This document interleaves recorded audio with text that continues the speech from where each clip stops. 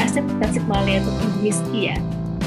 Boleh minta contoh tanaman politik atau antivirus yang ada di Indonesia? Apakah resep tradisional seperti kecap dan jeruk nipis itu ampuh sebagai form pertama batuk pada? Silakan Ibu Miski. Iya, ini menarik ya. Memang kalau kita namanya resep tradisional itu rasanya umum sekali dan mungkin di setiap daerah gitu juga pasti punya resep-resep tersendiri gitu. Kecap, pakai jeruk nipis dan lain-lain. Em, Menurut saya dengan apa ya namanya kita ada nama obat-obat herbal, tentu saja ivy dan timi ini adalah tanaman herbal yang awalnya ya dari tanaman ya, kemudian bisa dipakai. Tapi kalau misalnya kita lihat apa sih yang membedakan kenapa ivy timi ini akhirnya diproduksi menjadi obat. Berarti kan tadi sudah melewati dari studi empiris dari tahun bertahun-tahun dipakai orang-orang Indonesia atau orang lain, kemudian dikembangkan menjadi produk. Nah, jadi tentu saja itu boleh, maksudnya tanaman dipakai, digunakan, dan aman. Dan kalau misalnya ada nggak, boleh nggak dari tanaman yang memang ada di sekitar kita, tadi kecap dan jeruk nipis. Sebetulnya kalau kita tidak bisa mengklaim menyembuhkan, ya, kalau misalnya resep-resep tradisional itu, tapi meredakan.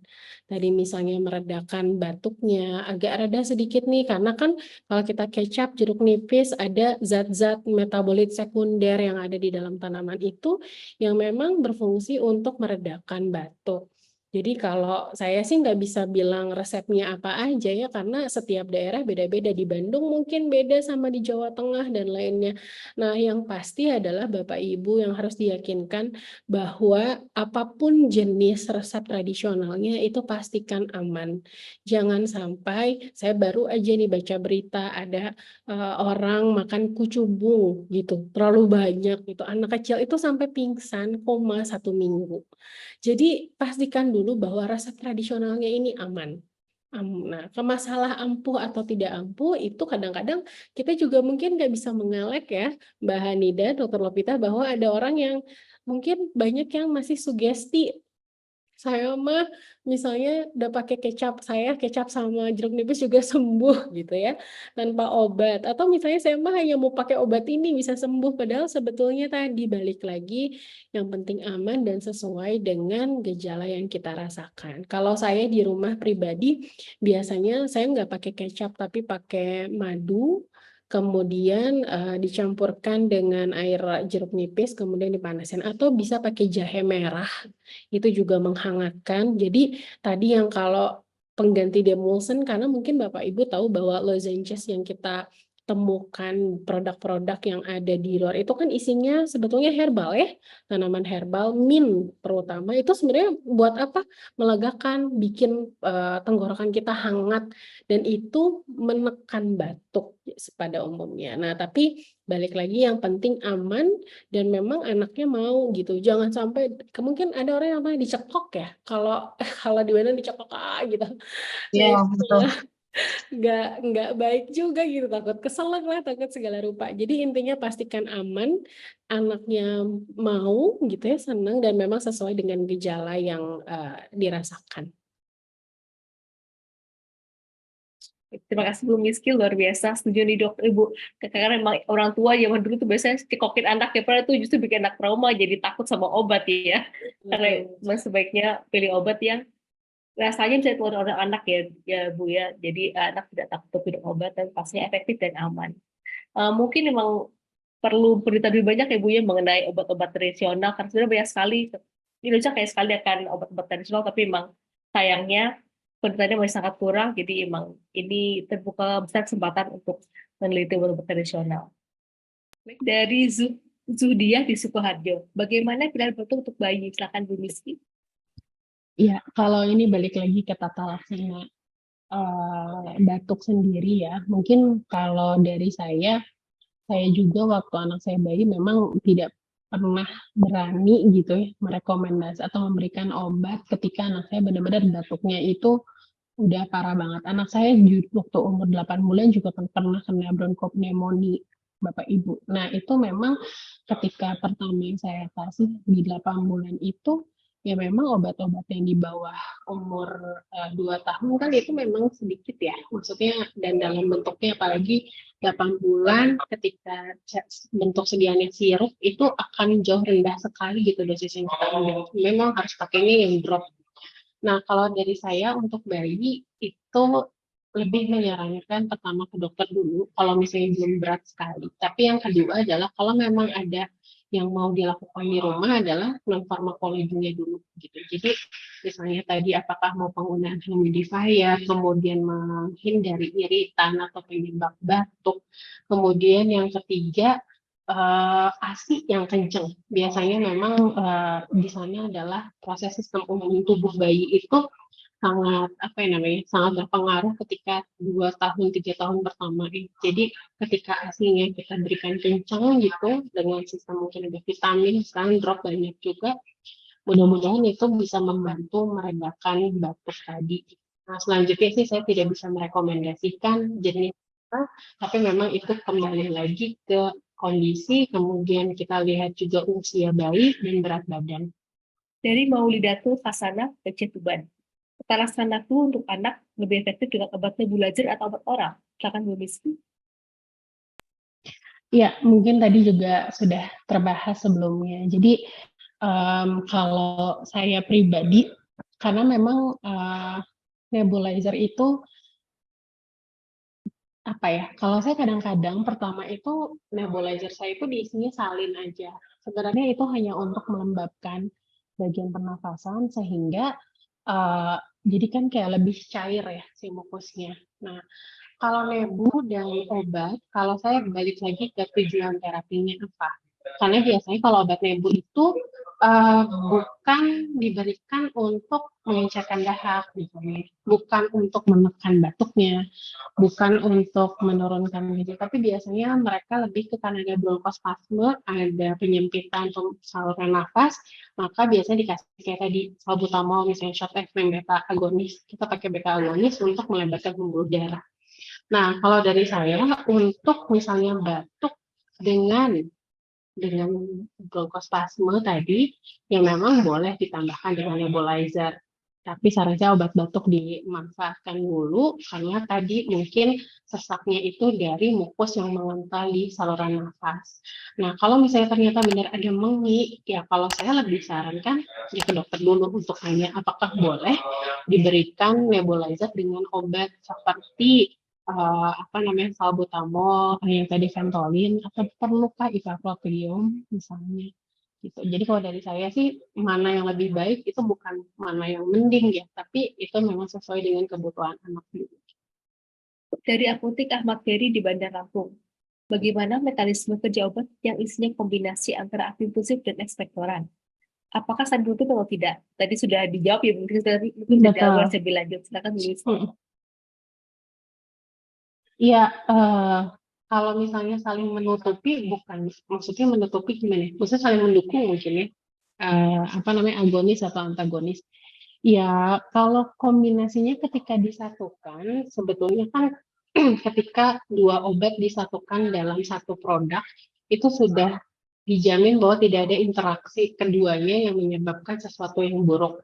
Jadi misalnya apakah bahaya antitussif dan mukolitik disatukan diminum langsung dari obatnya sendiri ya?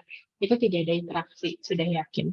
Tapi yang kedua, bagaimana kerjanya saling menunjang atau tidak? Tadi ya sudah dibahas, balik lagi ke kondisi medis di pasien. Jadi kalau memang kita sudah yakin bahwa batuk keringnya itu karena ada lendir yang terjebak, mungkin Bapak Ibu coba deh sekarang terasa gitu. Kalau saya ini karena habis batuk juga dan pilek, itu tuh berasa banget kalau misalnya ada yang kejebak di sini gitu. Dan ternyata kan jadi kering karena nggak enak gitu. Nah itu biasanya bisa minum antitusif plus mukolitik. Tapi kalau ternyata gatalnya karena kita lagi puasa nih gatal gitu batuk, misalnya itu mungkin bukan jadi apa bukan tidak ada dahaknya gitu. Kita bisa ngambil demosens dulu untuk meredakan dan melapisi tenggorokan. Nah, jadi lagi back-nya ke patient center dulu. Dari Laniwati di Surabaya. Ibu Miski, bila pasien sehari-hari tidak batuk, tapi saat tidur pagi batuk sedikit keluar darah hampir setiap hari, dan sudah lebih dari 6 bulan. Apa yang harus diberi ke pasien? Terima kasih. Silakan Ibu Miski.